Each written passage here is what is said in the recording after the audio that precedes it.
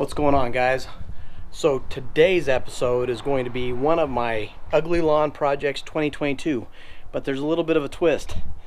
I'm going a long ways out for this one. Still in Utah, but it's 3 hours away from my house. Old buddy of mine reached out to me. He wants me to help fix his lawn, so this is going to be quite the challenge as far as distance goes. But let's do it.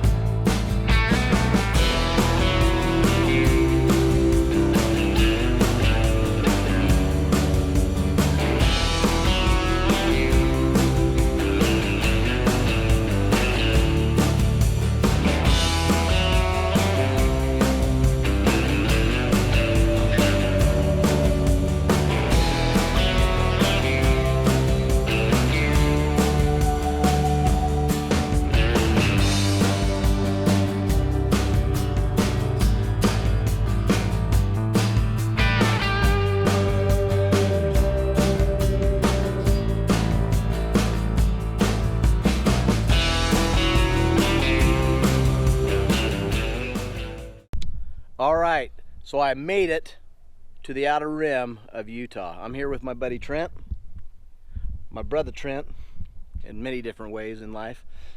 But we're here at his house, and he's going to walk us through where some of his problems are and help him fix his ugly lawn. So you can see up here in the corner where it's just thinned out. There's problems there, I have no idea. And then generally just the weeds. Okay, definitely have a weed problem. And a yard bomb problem with the dogs. And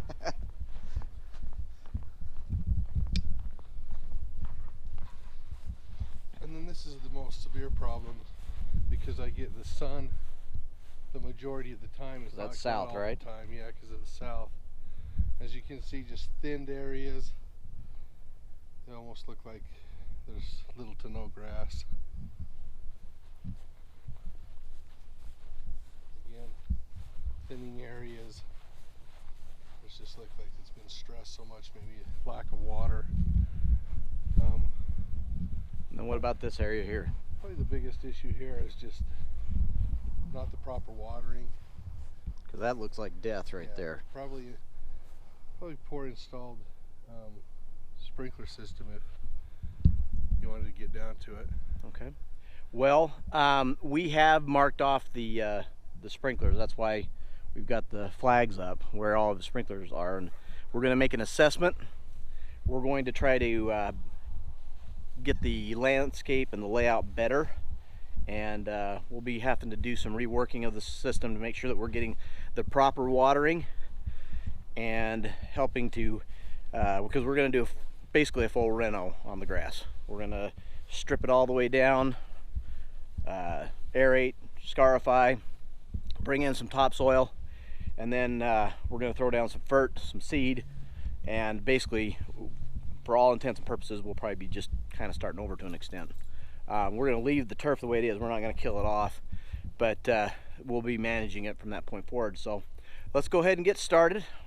First of all, we're going to measure the square footage of the yard so we know what we're dealing with and what his total overall square footage is. And then we're going to rework the layout to see if we can maybe reduce some heads and if we need to add any to get better coverage. Let's do it. All right, so I've got my handy dandy measuring wheel here. We're going to get as close as we can on the square footage because, as you can see, a lot of this it's not a perfect square. So we're going to get it just as close as we can and get at least a good general idea of what we're looking at. And then because he did go onto the Yard Mastery app, and unfortunately the overhead view of the Google Maps was not showing his house because they hadn't updated it, because he lives out in more of a rural area. So let's go ahead and measure the square footage. Let's get an idea what we're working with here.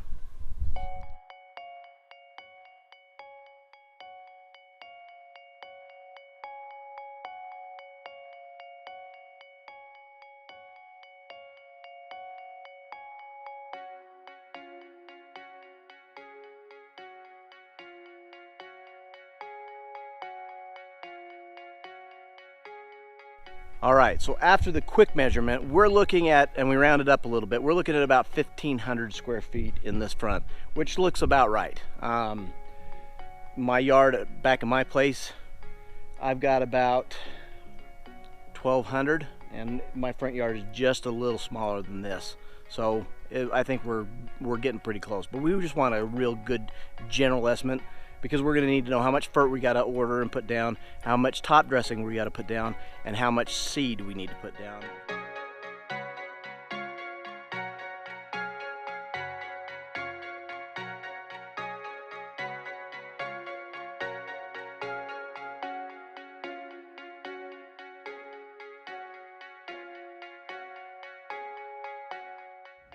Mr. Scott cannot give me exact figures, Admiral, so I will make a guess. A guess? You, Spock? That's extraordinary.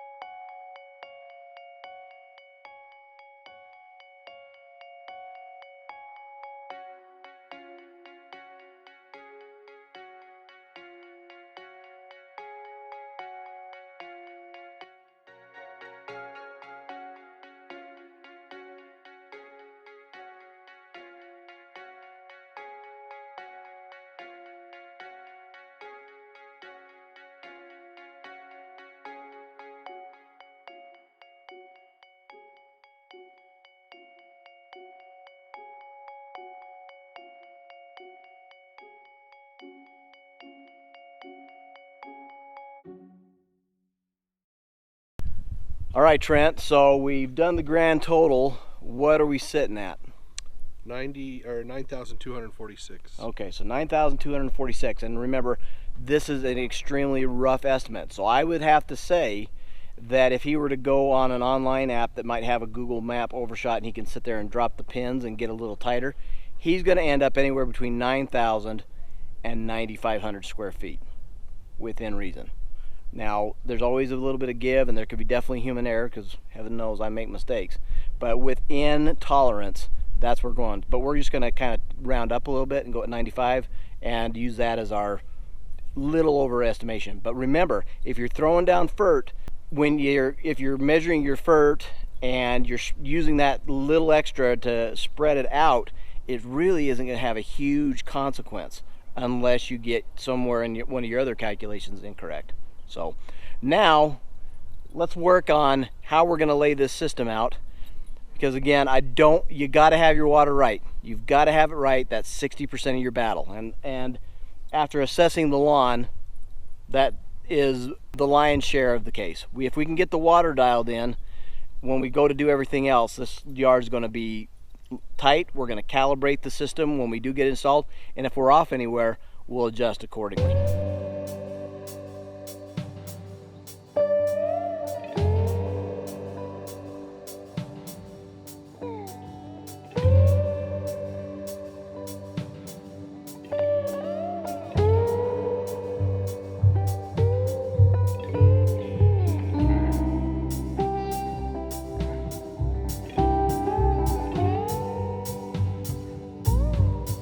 So we've measured it the best we can, and here's the thing. When you're doing and trying to get a layout and make it efficient, that there's dips and curves and angles and stuff, you can get pretty good. But the more you have of those, if you want to be more precise, and if you've ever, for an example, if you've ever gone on to a digital website and marked out your square footage and wrapped it around, you've got a lot of dots moving around that. If you wanted to do that with sprinkler heads, you could, but then you'd be having so many heads that you'd be oversaturating, and then that's not good, because you want to allow a nice permeation, because remember, permeation beats saturation every time. But the way we've got it laid out, Trent, can you tell them which heads we're going to be able to get rid of? It looks to me like we're going to get rid of those middle ones. So we've got as best a head to head to head, and so anything that's got the red, we're going to keep. I was hoping that I could eliminate this second from the farthest on the right, eliminate that one, and maybe eliminate that one over there. But because it narrow necks down to make sure that I get possibility of better coverage, I kept them for the time being. If we start, when we do go to calibrate and we end up getting too heavy of an application of water, then we might pull it, cap it, and see what we do then. But what we're going to do for sure, and it'll stupidly back up, is we'll pull these two middle ones, pull the green flags, we will then dig, pull the heads out, throw a cap on the elbow, thread it down. It will still have access if we ever needed to, if we are incorrect and we need to apply more water, we can always dig back down, take that cap off, apply the head, and go from there. So we're gonna make this as efficient as we can, get as good of an application of water down, and get it to where the grass roots are beginning to chase the water, because getting your roots and your water right is going to be 60% of your battle. I guarantee it. Okay, now, like I said earlier, the more funky the more interesting the design. It looks good, looks great. There's nothing wrong with that. But to get proper coverage and whatnot, you might think, well, geez, that's a lot of heads. Everything in the green is not going to be there when we do our reformatting. Those are where they're currently sitting right now, so we find them and we don't have to run the sprinklers when we come up to fix it. All the red is where we're going to set the new heads.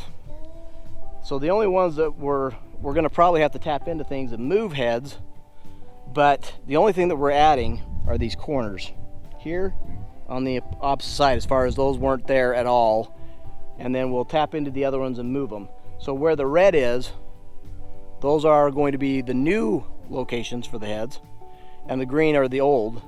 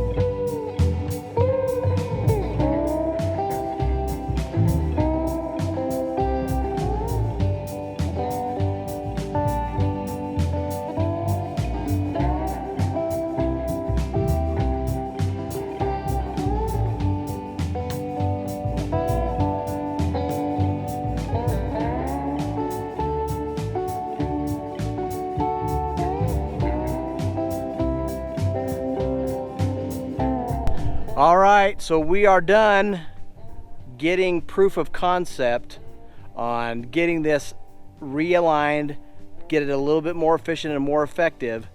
The real test of metal will be when we get everything installed and we come in and we do a full-on calibration and make sure that our coverage and our application rates are correct to allow for that permeation, not Saturation. take two.